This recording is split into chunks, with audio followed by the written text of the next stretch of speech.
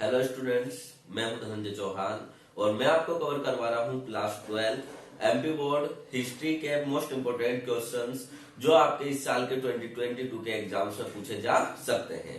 तो आज के इस लेक्चर में हम कवर करेंगे हमारे हिस्ट्री का चैप्टर नंबर 4 जिसका नाम है थिंकर्स, बिलीफ्स एंड बिल्डिंग्स। इसी को हम हिंदी में कहते हैं विचारक, विश्वास और इमारतें। यदि इस चैप्टर की मैं आपकी बात करूं तो इस साल 2022 के एग्जाम्स में ये आपका 7 मार्क्स के इससे क्वेश्चन आंसर आने वाले हैं। 2 मार्क्स के 2 क्वेश्चन होंगे, टोटल 4 मार्क्स हो जाएंगे। 2 इंटू 2 इज इक्वल टू 4 और 3 मार्क्स का एक क्वेश्चन होगा। इस प्रकार से हम टोटल यदि क्वेश्चंस की बात करें तो 7 मार्क्स के इस चैप्टर से आपके क्वेश्चन आंसर पूछे जाएंगे। इसलिए आपके 2022 के एग्जाम्स के लिए चैप्टर बहुत ही ज्यादा मोस्ट इंपोर्टेंट है। और आज के इस लेक्चर में हम इस चैप्टर से आने वाले 2 मार्क्स वाले सभी इंपोर्टेंट क्वेश्चंस के ऊपर डिस्कस कर लेंगे। फिर इसके बाद में मैं जल्द ही इसका पार्ट 2 लेके आऊंगा जिसमें हम 3 मार्क्स वाले क्वेश्चन के ऊपर डिस्कस करेंगे। तो इस चैप्टर को हम स्टार्ट करते हैं और इसके 2 मार्क्स वाले सभी इंपोर्टेंट क्वेश्चंस जो आपके इस साल की बोर्ड एग्जाम में 2022 की बोर्ड एग्जाम में आपसे पूछे जा सकते हैं उनके ऊपर हम डिस्कस करते हैं। यदि आपके पास में क्लास 12 में हिस्ट्री, पॉलिटिकल साइंस, ज्योग्राफी या एग्रीकल्चर का कोई भी सब्जेक्ट हो तो आप एग्रीकोर्स के इस चैनल से लाभ ले सकते हैं। तो आइए हम हमारी क्लास स्टार्ट करते हैं। आपकी स्क्रीन पर सबसे पहला क्वेश्चन है, सालभंजिका कौन थी? Who was सालभंजिका? सालभंजिका कौन थी? तो हम यहाँ पर बात करें तो विदिशा के पास में मध्य प्रदेश में, जैसे मैं मध्य प्रदेश में ही हूँ और आप भी तैयारी एमपी बोर्ड की ही कर रहे हैं तो नॉर्मल सी बात है, आप भी एमपी के ही होंगे। तो विदिशा जिले में यदि हम बात करें तो ग्यारसपुर से एक मूर्ति मिली है, एक हम कह सकते हैं स्त्री की मूर्ति है और उस मूर्ति को नाम दिया गया है सालभंजिका और ऐसा माना गया है कि ये जंगलों की देवी थी। तो मैं एक बार आपको इसका आंसर पढ़ देता हूँ हिंदी में। तो यहाँ पे लिखा है सालभंजिका पत्थरों से बनी एक महिला की दुर्लभ एवं विशिष्ट संरचना है। मतलब हम कह सकते हैं कि एक स्त्री की मूर्ति है जो कि बहुत ही विशेष है और इसके साथ दुर्लभ है। यदि आपको शायद पीछे स्लाइड में भी दिख रहा होगा इसका इमेज। इसके आगे लिखा है त्रिभंग मुद्रा में खड़ी हुई है जो मध्य प्रदेश के विदिशा के ग्यारसपुर जिले से मिली है, सॉरी ग्यारसपुर स्थान से मिली है। इस मूर्ति की यदि हम बात करें तो ये इतिहासकारों को कहां से प्राप्त हुई है तो विदिशा जिले के ग्यारसपुर जगह से ये प्राप्त हुई है। ये मूर्ति 8वीं से 9वीं शताब्दी के बीच की है। मतलब इसका जो निर्माण करवाया गया था, आर्कियोलॉजिस्ट ने जो इसका टाइम पीरियड के बारे में पता लगाया है तो उनको पता चला है कि 8वीं से 9वीं शताब्दी के समय की है। आगे देखते हैं, यह उत्कृष्ट मूर्ति के बारे में कहा जाता है कि ये जंगल की देवी थी या फिर हम कह सकते हैं कि गॉडेस ऑफ फॉरेस्ट भी इसको कहा गया है। तो ये सालभंजिका उत्तर हो गया। सालभंजिका कौन थी? तो हमें बताना है कि सालभंजिका एक पत्थर से बनी दुर्लभ स्त्री की मूर्ति है जो 8वीं से 9वीं शताब्दी के बीच की मानी गई है। ये इतिहासकारों को विदिशा के ग्यारसपुर स्थान से प्राप्त हुई है।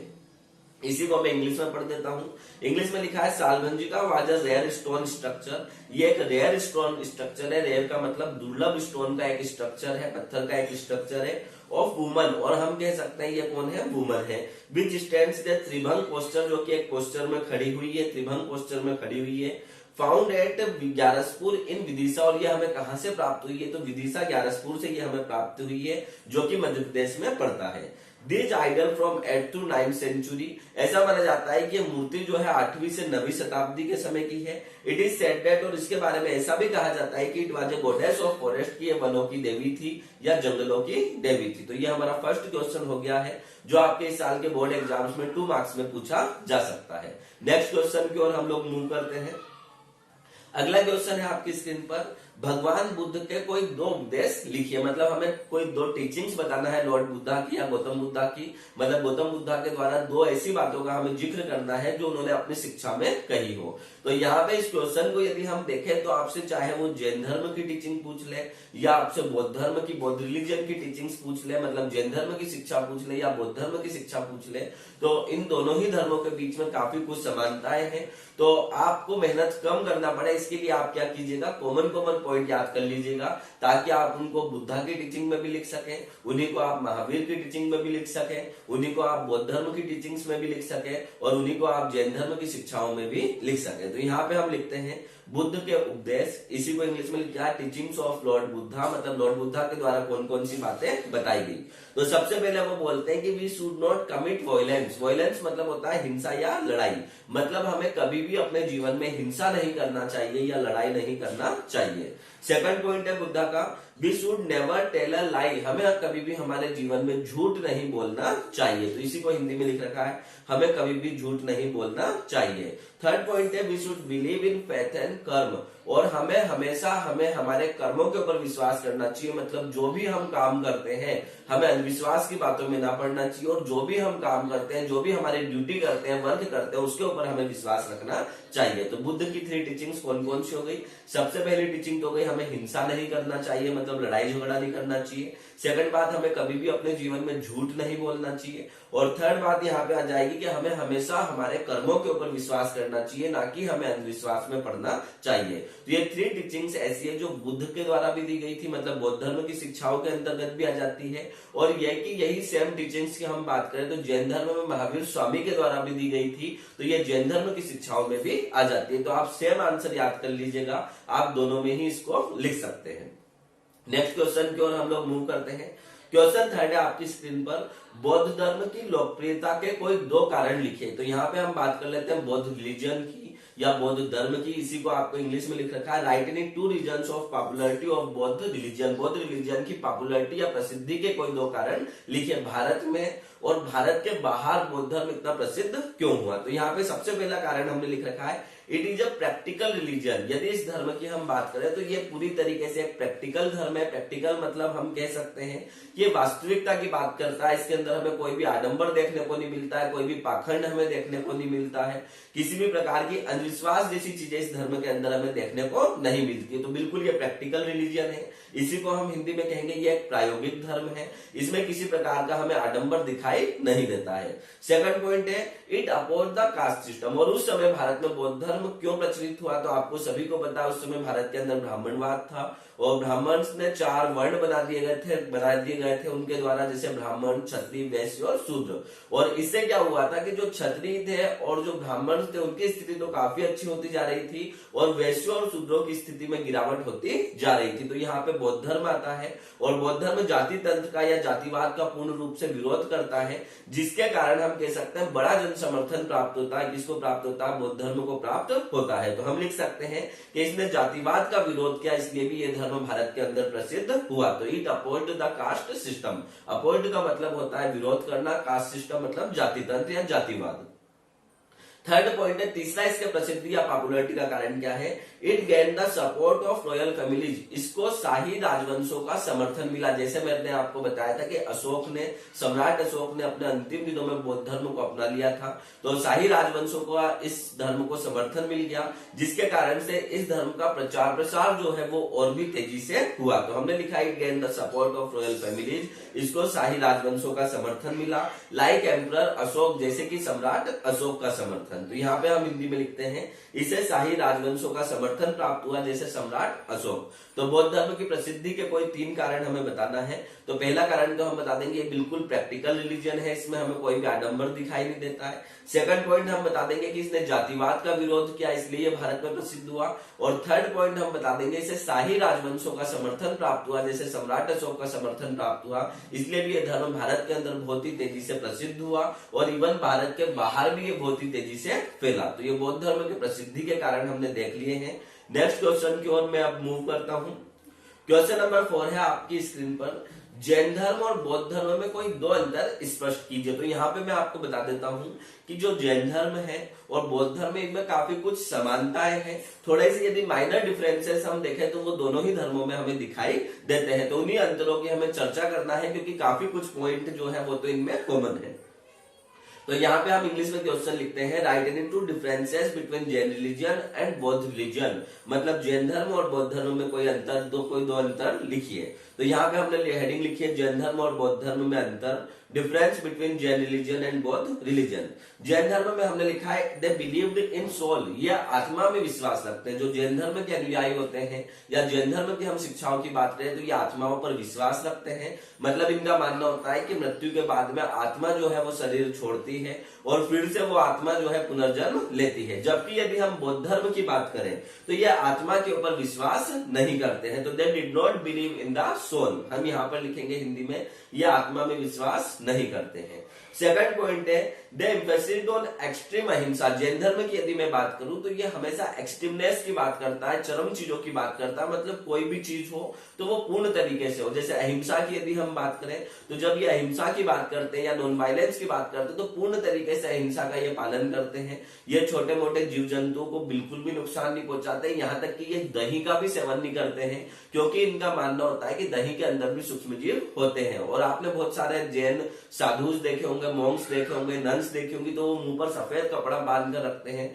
क्योंकि उनको ऐसा लगता है कि हवा के अंदर भी जीव होते हैं, हवा के अंदर भी माइक्रो ऑर्गेनिज्म होते हैं। तो ये जब भी अहिंसा की बात करते हैं या किसी भी चीज की बात करते हैं तो एक्सट्रीमनेस की बात करते हैं, मतलब बिल्कुल चरम लेवल की, हाई लेवल की ये बात करते हैं। जबकि हम यदि बौद्ध धर्म की बात करें तो ये आसान तरीकों के बारे में बताते हैं, ये ऐसी चीजों की बातें करते हैं जो आम मनुष्य आसानी से अपना सके अपने जीवन में और उसका अनुसरण कर सके, पालन कर सके, आम मनुष्य को पालन करने में कोई भी किसी प्रकार की कोई समस्या ना हो। तो यहाँ पे बौद्ध धर्म में हम लिखते हैं liberal feelings and practical behaviours. Liberal feelings मतलब हम कह सकते हैं आसान चीजों की ये बातें करते हैं, प्रैक्टिकल बिहेवियर्स और प्रायोगिक मार्ग के ऊपर बल देते हैं, मतलब कोई भी ऐसी चीजों की बात करते हैं जो आम मनुष्य क्या कर सके, अपने जीवन में अपना सके। जबकि जैन धर्म का जो रास्ता वो बताते हैं वो बहुत ही कठिन मार्ग बताते हैं, जबकि बौद्ध धर्म वाले ऐसा रास्ता बताते हैं जो आम मनुष्य, कोई भी मनुष्य, बिल्कुल साधारण सा मनुष्य भी उसके ऊपर क्या कर सकता है, चल सकता है। यहाँ पे नेक्स्ट हम बात करते हैं थर्ड पॉइंट की। थर्ड पॉइंट है extreme methods of attaining salvation, मतलब ये मोक्ष प्राप्ति के लिए पूर्ण वैराग्य की बात करते हैं। वैराग्य मतलब घर संसार छोड़ देना, सभी से रिश्ते नाते तोड़ देना और बिल्कुल एकांतवास ले लेना। तो इनका मानना यह है कि मोक्ष तभी मिल सकता है जब हम पूर्ण तरीके से वैराग्य को प्राप्त कर लेंगे। जबकि बौद्ध धर्म वाले जो है वो मिडिल पाथ बताते हैं, मध्यम मार्ग बताते हैं। उनका कहना यह है कि यदि हमें मोक्ष प्राप्त करना है तो हमें किसी भी चीज को त्यागने की जरूरत नहीं है, कोई भी हमें कठिन कार्य करने की जरूरत नहीं। हम बिल्कुल एक प्रैक्टिकल साधारण से रास्ते पे चलते रहें, हमारी विचारधारा सही रखें, हमारी सोच सही रखें, हमारी बातें सही रखें और इस तरीके से भी हम मोक्ष को प्राप्त कर सकते हैं। तो ये जैन धर्म और बौद्ध धर्म में मेजर डिफरेंसेस हो गए हैं। एक बार फिर से मैं आपको रिपीट कर देता हूं, जैन धर्म के लोग आत्मा में विश्वास करते हैं, बौद्ध धर्म के लोग आत्मा में विश्वास नहीं करते हैं। जैन धर्म के लोग पूर्ण अहिंसा पर बल देते हैं, जबकि बौद्ध धर्म के लोग आसान एवं प्रायोगिक मार्ग के ऊपर चलते हैं। जैन धर्म के लोग मोक्ष प्राप्ति के लिए पूर्ण वैराग्य का रास्ता बताते हैं, जबकि बौद्ध धर्म के अनुयायी मोक्ष की प्राप्ति के लिए मध्यम मार्ग की बात करते हैं। तो ये जैन धर्म और बौद्ध धर्म में मेजर डिफरेंसेस हो गए, जो कि आपके 2 मार्क्स में भी एग्जाम में पूछे जा सकते हैं और 3 मार्क्स में भी एग्जाम में पूछे जा सकते हैं। इसलिए आप कम से कम 3 पॉइंट्स इनमें याद कर लीजिएगा। नेक्स्ट क्वेश्चन की ओर हम मूव करते हैं। आपकी स्क्रीन पर है क्वेश्चन नंबर 5। सम्राट अशोक के द्वारा बनवाए गए कोई 2 स्तूप एवं स्थापित स्थानों के नाम लिखिए। मतलब सम्राट अशोक की यदि हम बात करें तो मैंने आपको बताया था कि ये अपने अंतिम दिनों के अंदर बौद्ध धर्म को अपना लेते हैं और बौद्ध धर्म का प्रचार प्रसार करते हैं। और बौद्ध धर्म के प्रचार प्रसार के लिए इनके द्वारा कई स्तूपों का निर्माण किया जाता है, कई स्तंभों का निर्माण किया जाता है और कई शिलालेखों का भी निर्माण किया जाता है। तो उनमें से हमें किन्हीं 2 स्तूपों के नाम लिखना है और इनके द्वारा बनाए गए कोई 2 स्थानों के नाम हमें लिखना है। इसी क्वेश्चन को मैं आपको इंग्लिश में पढ़ देता हूँ। Right the names of any 2 stupas, मतलब 2 स्तूपों के नाम लिखिए, एंड द प्लेसेस और 2 स्थानों के नाम लिखिए which are established by emperor Ashoka, जिनकी स्थापना सम्राट अशोक के द्वारा की गई थी। तो यहाँ पे हम देखते हैं उत्तर में सम्राट अशोक ने स्तूप निर्माण की परंपरा को प्रोत्साहन दिया, मतलब स्तूप निर्माण की परंपरा को बढ़ावा दिया। बौद्ध अनुश्रुति के अनुसार, मतलब यदि हम बौद्ध ग्रंथों की बात करें तो उनके अनुसार यदि देखें तो अशोक ने 8400 या 8400 स्तूपों का निर्माण करवाया। मतलब अशोक के द्वारा ऐसा माना जाता है कि इन्होंने अपने जीवन काल में 8400 या 8400 स्तूपों का निर्माण करवाया था। इनमें से मुख्य निम्न है, इनमें से हम मेजर स्तूप आज की बात करेंगे या मुख्य स्तूपों की बात करेंगे तो 2 स्तूपों के हमें नाम लिखना है। तो एक तो सांची का स्तूप आ जाएगा जो कि मध्य प्रदेश के रायसेन जिले में स्थित है, और दूसरा भारूद का स्तूप आ जाएगा जो कि मध्य प्रदेश के सतना जिले में स्थित है। इसके अतिरिक्त भी आप लिखना चाहे तो अमरावती का स्तूप लिख सकते हैं जो कि आंध्र प्रदेश के अंदर स्थित है। इसी आंसर को मैं इंग्लिश में पढ़ देता हूँ। Emperor Ashok encourage the tradition of stupa building, सम्राट अशोक ने स्तूप निर्माण की प्रक्रिया को बढ़ावा दिया। According to Buddhist text, Buddha ग्रंथों के अनुसार अशोका बिल्ट 8400 स्तूपाज, अशोक ने 8400 स्तूपों का निर्माण करवाया। सम ऑफ देम आर, उनमें से कुछ निम्न है, जैसे सांची का स्तूप जो मध्य प्रदेश के रायसेन जिले में स्थित है, भारूच का स्तूप जो मध्य प्रदेश के सतना जिले में स्थित है, अमरावती का स्तूप जो कि वर्तमान में आंध्र प्रदेश में स्थित है। नेक्स्ट हम देखते हैं अशोक द्वारा स्थापित स्थान, इसी को हम इंग्लिश में लिखते हैं प्लेसेस एस्टेब्लिश्ड बाय अशोका, मतलब अशोक के द्वारा जिन स्थानों का निर्माण करवाया गया उनके नाम यहाँ पर दिए गए हैं। तो सबसे पहले यहाँ पे हम बात करते हैं सारनाथ स्तंभ की, जो कि वाराणसी उत्तर प्रदेश में स्थित है, सारनाथ का स्तंभ। और दूसरा आ जाएगा अशोक स्तंभ जो कि प्रयागराज उत्तर प्रदेश में स्थित है। तो ये हमारे क्वेश्चन नंबर 5 का आंसर भी कवर हो चुका है। ये आंसर आप पूरा अच्छे से कंठस्थ याद कर लीजिए, 2 मार्क्स में भी पूछा जा सकता है आपसे एग्जाम में और 3 मार्क्स में भी पूछा जा सकता है। नेक्स्ट क्वेश्चन की ओर हम लोग अब मूव करते हैं। क्वेश्चन नंबर 6 है आपकी स्क्रीन पर, भगवान महावीर की कोई 2 प्रमुख शिक्षाएं लिखिए, मतलब महावीर के हमें 2 टीचिंग्स के बारे में बताना है, 2 उपदेशों के बारे में बताना है जो उन्होंने हमें दिए थे।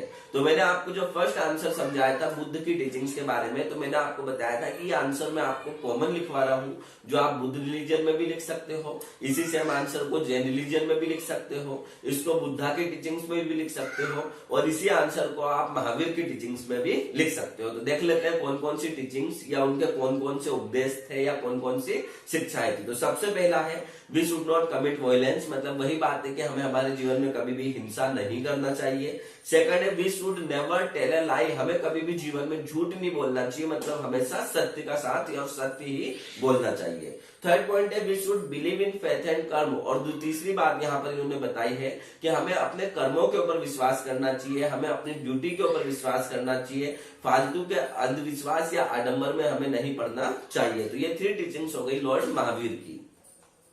क्वेश्चन नंबर 6 भी आपका कवर हो चुका है। नेक्स्ट हम क्वेश्चन नंबर 7 की ओर मूव करते हैं।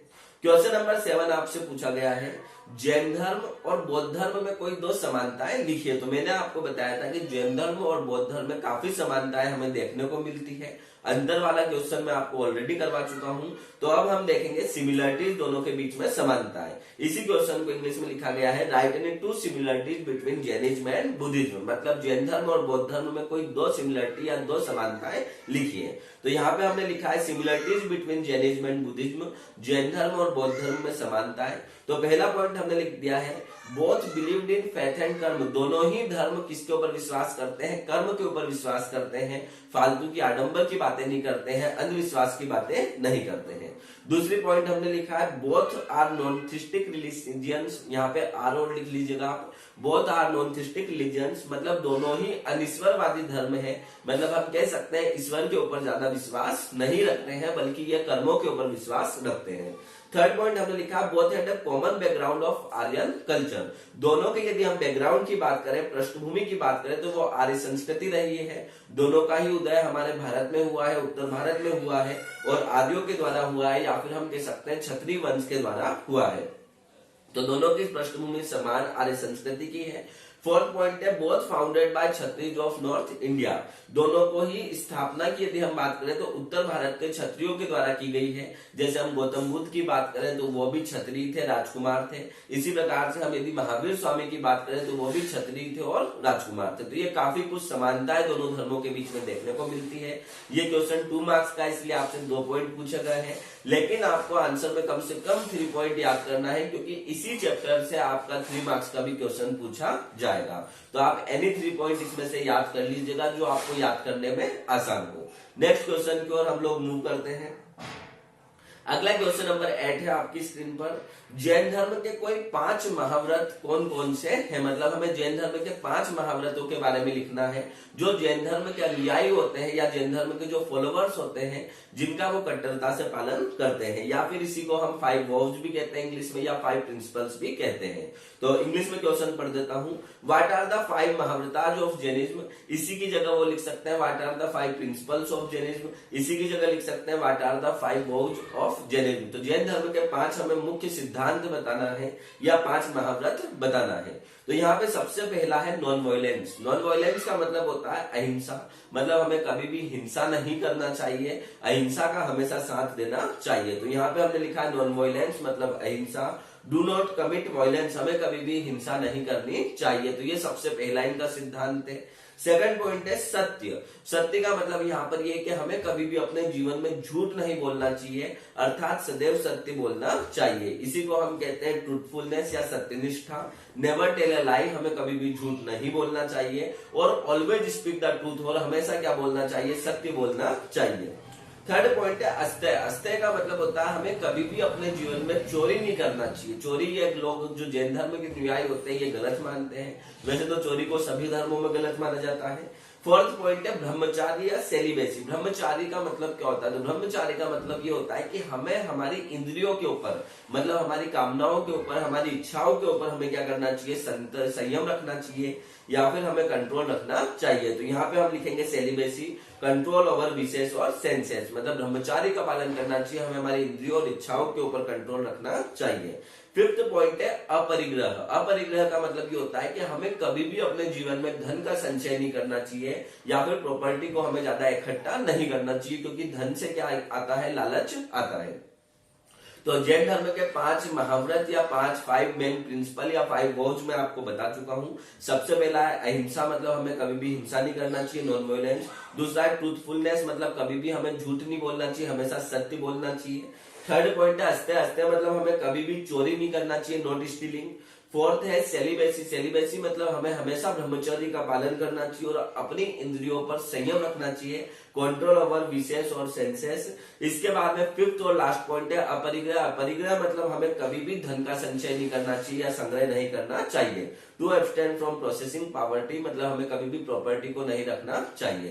तो ये जैन धर्म के 5 मुख्य सिद्धांत हो चुके हैं, जिनको हम जैन धर्म के 5 महाव्रतों के नाम से भी जानते हैं। तो ये क्वेश्चन नंबर 8 हमारा कवर हो चुका है। नेक्स्ट हम क्वेश्चन नंबर 9 के ऊपर जाते हैं। क्वेश्चन नंबर 9 आपकी स्क्रीन पे आपको दिख रहा है। क्वेश्चन नंबर 9 में आपसे पूछा गया है हीनयान और महायान में कोई 2 अंतर लिखिए। तो मैंने आपको जब चैप्टर डिटेल में पढ़ाया था, जब बताया था कि बौद्ध धर्म जो होता है वो आगे जाके 2 शाखाओं में टूट जाता है। एक शाखा तो बनती है हीनयान, जबकि दूसरी शाखा जो बनती है वो बनती है महायान। तो इनमें से जो प्राचीन बौद्ध धर्म होता है, जो अपन कह सकते हैं जिसके अंदर भगवान बुद्ध की एक्चुअल टीचिंग्स होती है, वास्तविक शिक्षा होती है, वो तो कहलाती है हीनयान। और जो नया रूप होता है बौद्ध धर्म का, उसी को हम क्या कहते हैं, तो उसी को हम महायान भी कहते हैं। तो दोनों में डिफरेंस देख लेते हैं।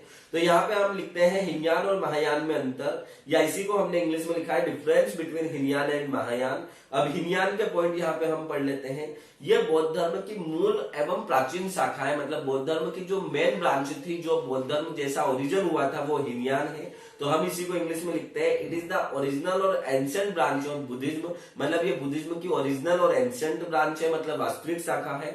जबकि महायान में हम लिखते हैं ये बौद्ध धर्म की नवीन शाखा है। नवीन शाखा है मतलब अभी अभी बौद्ध धर्म के अंदर क्या आ चुका है, बदलाव आ चुका है। तो जो नई शाखा बनी है उसी को हम क्या कहते हैं, महायान कहते हैं। इसी को हम इंग्लिश में कहते हैं it is the new branch of Buddhism. Second point हम यहाँ पे लिखते हैं, इसमें बुद्ध को महापुरुष माना गया है। मतलब यदि हीनयान की हम बात करें तो जो भगवान बुद्ध थे उन्होंने कभी भी अपने जीवन में नहीं कहा था कि वो भगवान है, उनकी मूर्ति पूजा की जाए, ऐसा वो कभी भी बोल के नहीं गए थे। वो अपने आप को क्या मानते थे, मैसेंजर मानते थे या संदेशवाहक मानते थे। तो इसमें भगवान बुद्ध को क्या माना गया है, महापुरुष माना गया है, या फिर हम कह सकते हैं ग्रेट मैन माना गया है। जबकि हम महायान की बात करें तो ये बौद्ध धर्म का बदलावा स्वरूप है, और इसमें ये लोग क्या करने लग गए, भगवान बुद्ध को ही भगवान मानने लग गए और उनकी मूर्तियों का निर्माण करवा के उनकी भगवान के रूप में पूजा करना भी इन लोगों ने शुरू कर दिया। तो यहाँ पे हीनयान में हम लिखते हैं Buddha is considered a great man, इसमें भगवान बुद्ध को महापुरुष माना गया है। जबकि महायान में हम लिखते हैं Buddha is considered as god in it, इसमें भगवान बुद्ध को भगवान माना गया है या ईश्वर माना गया है। थर्ड पॉइंट है, इसमें मूर्ति पूजा नहीं की जाती। मैंने आपको बताया था हीनयान के अंदर किसी प्रकार की कोई मूर्ति पूजा नहीं होती है, भगवान बुद्ध की मूर्ति पूजा नहीं करते हैं। तो यहाँ पे हमने लिख रखा है there is no idol worship in it, इसके अंदर किसी प्रकार की कोई मूर्ति पूजा नहीं की जाती है। जबकि इधर की साइड हमने लिख रखा है इसमें बुद्ध की मूर्ति पूजा की जाती है। तो there is an idol worship of Buddha in it, इसमें बुद्ध की मूर्ति पूजा की जाती है। तो ये क्वेश्चन नंबर 9 में हमारा कवर हो चुका है। क्वेश्चन नंबर 9 था हीनयान और महायान के बीच में कोई 2 अंतर लिखिए, लेकिन आपको कम से कम 3 अंतर याद करना है, क्योंकि इसी चैप्टर से आपका 3 मार्क्स का भी एक क्वेश्चन आएगा। तो आप हीनयान और महायान में 3 अंतर अच्छे से याद कर लीजिएगा। एक बार ओवरव्यू दे देता हूँ। हीनयान बौद्ध धर्म की मूल शाखा या ओरिजिनल ब्रांच है, जबकि महायान की हम बात करें तो ये बौद्ध धर्म की नई शाखा या न्यू ब्रांच है। हीनयान में भगवान बुद्ध को महापुरुष माना जाता है, जबकि महायान में भगवान बुद्ध को ईश्वर माना जाता है या फिर उनकी तुलना गॉड से की जाती है। हीनयान के अंदर मूर्ति पूजा नहीं की जाती, आइडल वर्शिप नहीं की जाती है, जबकि महायान के अंदर आइडल वर्शिप या मूर्ति पूजा की जाती है, और ये भगवान बुद्ध को भगवान मान के या ईश्वर मान के उनकी मूर्ति पूजा भी करते हैं। तो ये 3 पॉइंट हो गए हैं आपके। ये 3 पॉइंट आप करेक्ट लिखेंगे तो आपको एग्जाम में 3 मार्क्स मिल जाएंगे। नेक्स्ट क्वेश्चन की ओर हम मूव करते हैं। Question number 10। क्वेश्चन नंबर 10 भी आपका बहुत अच्छा है। आपसे पूछा गया स्तूप क्यों और कैसे बनाए जाते हैं। तो स्तूप का मतलब क्या होता है, तो नीचे आपको इमेज पीछे अगली वाली स्लाइड में दिख जाएगी। आपने सांची का स्तूप देख रखा होगा कभी न कभी इमेजेस में। तो स्तूप क्या होता है, एक मिट्टी का टीला होता है जिसके अंदर भगवान बुद्ध के हम कह सकते हैं शरीर के अवशेष या उनके जीवन में जो भी चीजें उनके द्वारा इस्तेमाल की गई थी उनसे जुड़ी हुई चीजों को इसके अंदर संरक्षित करके रखा जाता है। और ये बौद्ध धर्म के आस्था के केंद्र होते हैं या फिर हम कह सकते हैं बौद्ध धर्म के धार्मिक स्थल होते हैं। तो समझ लेते हैं स्तूप क्यों और कैसे बनाए जाते हैं। तो यहाँ पे हमने लिखा है स्तूप वर द माउंट्स और put on the remains of body of Lord Buddha. स्तूप वो टीले होते हैं जिनके अंदर भगवान बुद्ध के शरीर के अवशेष रखे जाते हैं, और of any object that was used by him, और इनके अंदर उन वस्तुओं को रखा जाता है जो भगवान बुद्ध के द्वारा इस्तेमाल की गई थी। आगे देखते हैं the place of stupa such objects were buried, और स्तूपे वाले स्थान पे भगवान बुद्ध से संबंधित चीजों को दफनाया गया है या फिर गाड़ा गया है। These were places of great respect under the tradition of Buddhism. बौद्ध धर्म के अंदर ये स्थान बहुत ही महत्वपूर्ण होते हैं और बहुत ही सम्मान के होते हैं। एक प्रकार से हम कह सकते हैं बौद्ध धर्म के धार्मिक स्थल होते हैं। As they had the relics of Buddha, क्योंकि इनके अंदर भगवान बुद्ध के अवशेष होते हैं। The most important stupas are Sanchi, Bharhut and Sarnath. और भारत के अंदर कुछ हम प्रमुख स्तूपों की बात करें तो वो सांची का स्तूप आ जाता है जो कि मध्य प्रदेश के रायसेन जिले में पड़ता है। भारूत का स्तूप आ जाता है जो कि मध्य प्रदेश के सतना जिले में पड़ता है, और सारनाथ का स्तूप आ जाता है जो कि वाराणसी में पड़ता है। इसी आंसर को मैं आपको हिंदी में पढ़ देता हूँ। हिंदी में हमने लिखा है स्तूप भगवान बुद्ध के शरीर या उनके द्वारा इस्तेमाल की गई किसी वस्तु के शरीर के अवशेषों के ऊपर बनाए गए टीले हैं, मतलब बनाए गए मिट्टी के टीले हैं। स्तूपों के स्थान पर भगवान बुद्ध से संबंधित वस्तुओं को दफनाया गया है, मतलब वहां पर गाड़ा गया है। बौद्ध धर्म की परंपरा के तहत ये बहुत ही सम्मान के स्थान है, मतलब हम कह सकते हैं बौद्ध धर्म के अंदर ये धार्मिक स्थल है क्योंकि इनमें भगवान बुद्ध के अवशेष मौजूद हैं। सांची, भारूत और सारनाथ के स्तूप भारत के महत्वपूर्ण स्तूपों में से एक है। तो ये हमने बता दिया स्तूप क्या है। नेक्स्ट स्लाइड में हम देखेंगे स्तूप का स्ट्रक्चर कैसा होता है या स्तूप को किस प्रकार से बनाया जाता है। तो मैं स्लाइड चेंज कर देता हूं। यहाँ पर आपकी हेडिंग लिखी है स्ट्रक्चर ऑफ स्तूप या फिर हम कह सकते हैं स्तूप की संरचना। तो यहाँ पे हमने लिखा है the structure of a stupa was like a dome. स्तूप की यदि हम संरचना की बात करें तो ये हेमिस्फीयर जैसा होता है, डोम जैसा होता है, मतलब एक टीले जैसा होता है। जैसा नीचे आपको इमेज में दिख भी रहा होगा कि एक ये टीले जैसा स्ट्रक्चर होता है। एंड हेमिस्फीयर, और हेमिस्फीयर टाइप का होता है, मतलब हेमिस्फीयर मतलब होता है अर्ध गोलार्ध या फिर हम कह सकते हैं आधा गोला। स्फीयर मतलब होता है पूरा गोला, और जब आधा गोला होता है तो हम उसको कहते हैं हेमिस्फीयर। तो हम कह सकते हैं कि ये टीलानुमा आकृति होती है, गुंबदनुमा, और ये गोलार्ध होता है मतलब आधा गोला होता है, जिसके ऊपर हार्मिक नाम की बालकनी होती है। और नीचे आपको इमेज में दिख रहा होगा इस आधे गोले के ऊपर इस प्रकार की चौकुट्टी एक संरचना बनी हुई है, मतलब चौकोर एक संरचना बनी हुई है स्क्वायर शीट में। इसको क्या कहते हैं अपन, तो इसको हार्मिक कहते हैं। तो हार्मिक नाम की बालकनी होती है। यह सज्जा भगवान के निवास स्थान का प्रतिनिधित्व करता है। यहाँ पे लिखा है this balcony represented the about of God, और इस बालकनी का अर्थ यह है कि यहाँ पर भगवान बुद्ध का निवास है, मतलब भगवान बुद्ध यहाँ पर रहते हैं।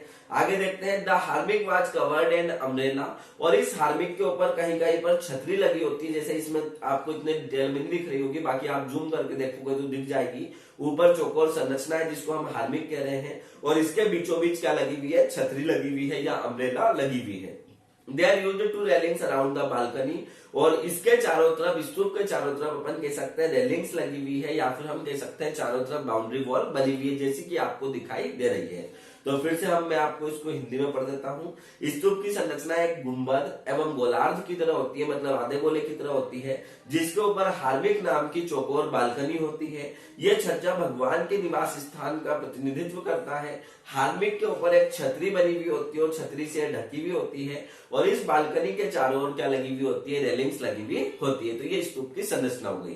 तो इसके पहले वाली स्लाइड में मैंने आपको उत्तर बताया था कि स्तूप क्या होते हैं, और इस वाले स्लाइड में बताया कि स्तूप की संरचना कैसी होती है। तो स्तूप क्या होते हैं, तो स्तूप मिट्टी से बने हुए टीले होते हैं, जिनके अंदर भगवान बुद्ध के शरीर के अवशेष या भगवान बुद्ध के द्वारा उपयोग की गई वस्तुओं के अवशेष संरक्षित रखे हुए होते हैं, उनको दफनाया गया होता है। ये बौद्ध धर्म के अंदर धार्मिक स्थल माने जाते हैं और बहुत ही महत्व के स्थल होते हैं। भारत के महत्वपूर्ण स्तूपों की हम बात करें तो सांची का स्तूप आता है, भारूद का स्तूप आता है और अमरावती का स्तूप आता है।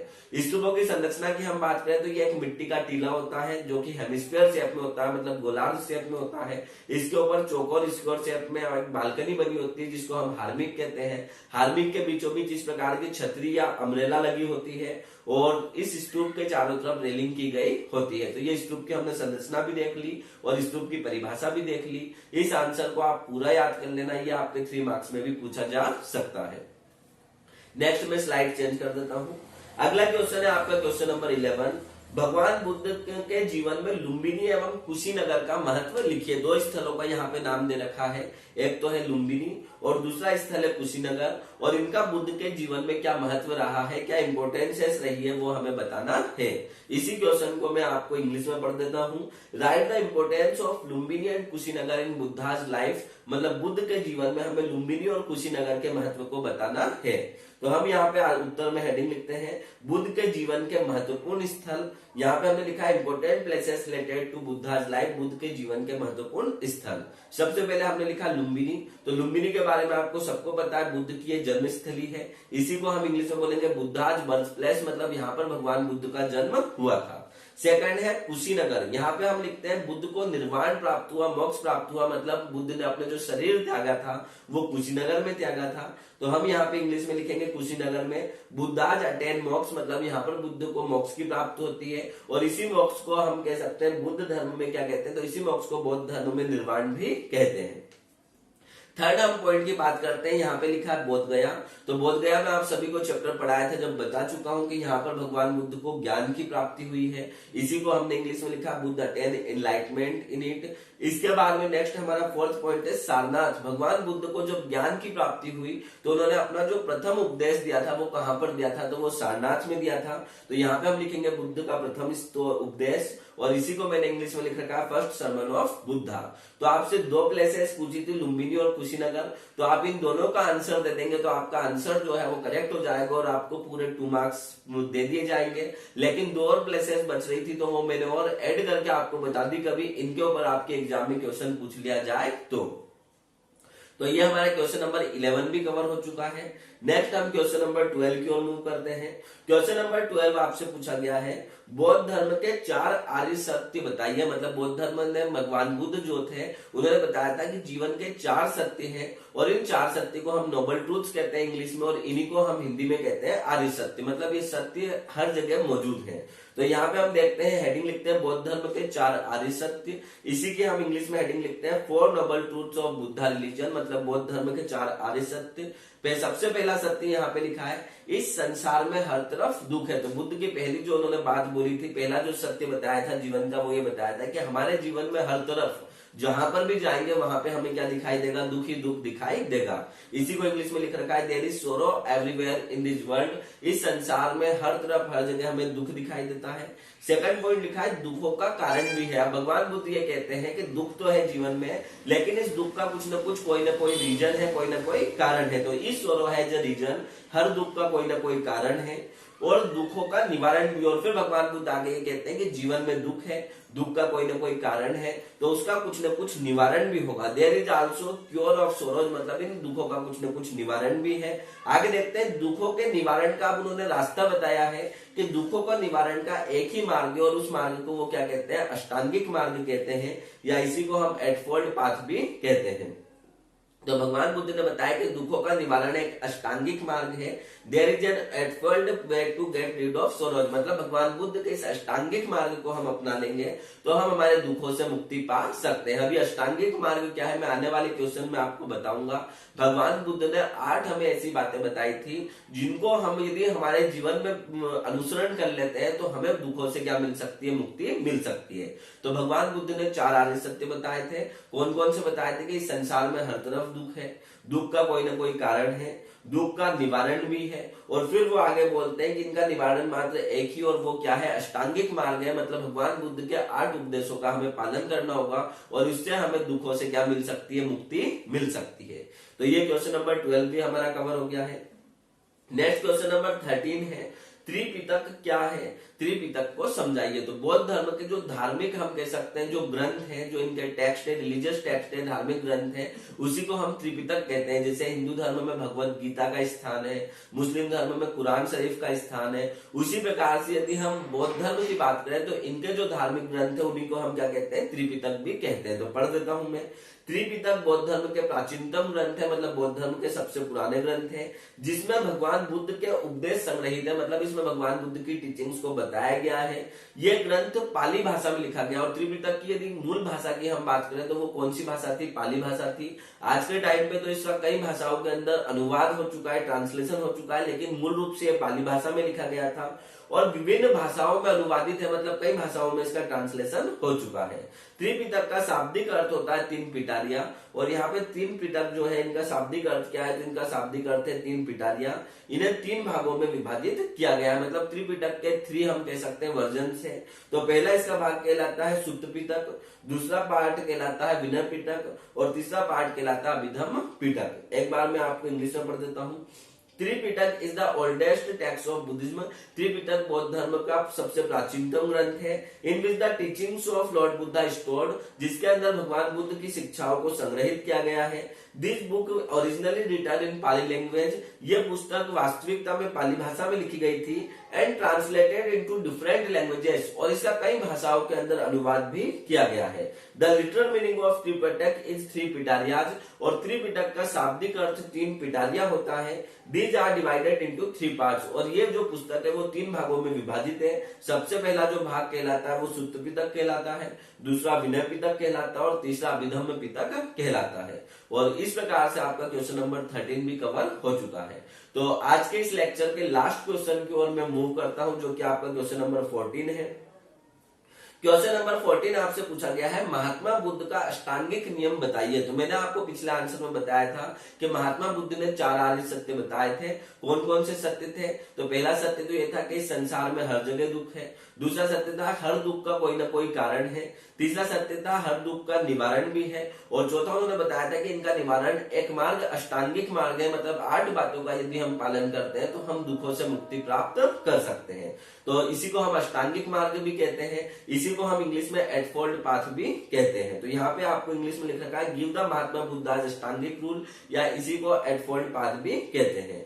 तो यहाँ पे हम लिखते हैं the eightfold path of Buddhism teaches the following ideals. यहाँ पे यदि हम बात करें तो भगवान बुद्ध के अष्टांगिक नियम में निम्नलिखित बातों के ऊपर बात की गई है। तो सबसे पहले ये बोलते हैं राइट व्यू। राइट व्यू मतलब होता है सम्यक दृष्टिकोण, मतलब किसी भी चीज को हम देखें तो सही दृष्टिकोण से देखें। मैंने आपको बताया था बौद्ध धर्म में कोई भी बात जो की गई है वो आडंबर की नहीं की गई है, पाखंड की नहीं की गई है, अंधविश्वास की नहीं की गई है, बिल्कुल प्रैक्टिकल बातें की गई। और प्रैक्टिकल बात वो ये बोलते हैं कि आप किसी भी चीज को देखें तो आपका जो नजरिया या दृष्टिकोण होना चाहिए वो कैसा होना चाहिए, सही होना चाहिए, मतलब उस परिस्थिति को आप सही तरीके से आकलन कर पाए। सेकंड पॉइंट ये बोलते हैं राइट रिसोल्व। सही तरीके से देखने के बाद में हमारा सही संकल्प होना चाहिए, सम्यक संकल्प होना चाहिए, मतलब उसको लेके हमारे मन में सही विचार होना चाहिए। फिर वो बोलते हैं राइट स्पीच, मतलब सम्यक वाक। सम्यक वाक का मतलब होता है हमें हमेशा सही बातें करना चाहिए, अपने मुंह से कभी भी गलत बातें नहीं करना चाहिए। यदि हम गलत बातें करेंगे, छल कपट की बातें करेंगे, झूठ बोलेंगे, तो हमें जीवन में फिर भविष्य में जाके दुख ही मिलना है। फिर आगे वो बोलते हैं राइट कंडक्ट, मतलब सम्यक आचरण, मतलब हमें हमेशा हमारा आचरण जो है, हमारा कंडक्ट जो है, बिहेवियर जो है, बर्ताव जो है, वो हमेशा सही रखना चाहिए। आगे वो बोलते हैं राइट लिवलीहुड। राइट लिवलीहुड का मतलब होता है सम्यक आजीविका, मतलब हमें सही तरीके से अपना जीवन जीना चाहिए। उसके बाद में बोलते हैं राइट इफर्ट, मतलब किसी भी चीज को हमें प्राप्त करना है तो हमें सही प्रयास करना चाहिए या सम्यक प्रयास करना चाहिए। जैसे आप स्टूडेंट हैं, आपकी सबकी इच्छा होगी कि आपके 12th में आपकी जो 12th बोर्ड की क्लासेस में 90% मार्क्स आए, किसी की इच्छा होगी 85% मार्क्स आए, लेकिन इच्छा करने से कुछ नहीं होता। यदि आप सिर्फ इच्छा करोगे तो आपको जीवन में क्या मिलेगा, दुख मिलेगा। आपको उसके लिए क्या करना होगा, सही प्रयास करना होगा। यदि आप अपने जीवन में 90% मार्क्स प्राप्त करना चाहते हो तो आपको मेहनत जो है वो भी 90% की करनी पड़ेगी और 95% की करनी पड़ेगी, तब जाके आपके 90% मार्क्स जो है वो एग्जाम में आएंगे। तो किसी भी चीज को हमें प्राप्त करना है तो उसके लिए हमेशा हमें सही प्रयास करना होगा। ऐसा नहीं कि सिर्फ हमने सोच लिया है या हमने सिर्फ सपना देख लिया और उसके ऊपर हम कोई काम नहीं कर रहे तो फिर हमें वो चीज प्राप्त नहीं होगी। तो वो यही बोलना चाह रहे हैं कि राइट इफर्ट मतलब सही प्रयास करना चाहिए। फिर वो बोलते हैं राइट माइंडफुलनेस। राइट माइंडफुलनेस मतलब सम्यक सोच, मतलब हमारी सोच जो होना चाहिए वो भी कैसी होना चाहिए, सही होना चाहिए। और लास्ट में बोलते हैं राइट समाधि, मतलब हमें सम्यक समाधि लेना चाहिए, मतलब बिल्कुल हमें नॉर्मल सी लाइफ जीना चाहिए और ना तो हमें खुशी में ज्यादा खुश होना चाहिए, ना ही हमें दुख में ज्यादा दुखी होना चाहिए, मतलब एक सही कंडक्ट रखना चाहिए। और इन 8 बातों का हम यदि हमारे जीवन में पालन करते हैं तो हमारे जीवन में कभी भी दुख नहीं आएगा, ऐसा भगवान बुद्ध जो है वो कहकर गए हैं। तो ये क्वेश्चन नंबर 14 भी आपका कवर हो चुका है।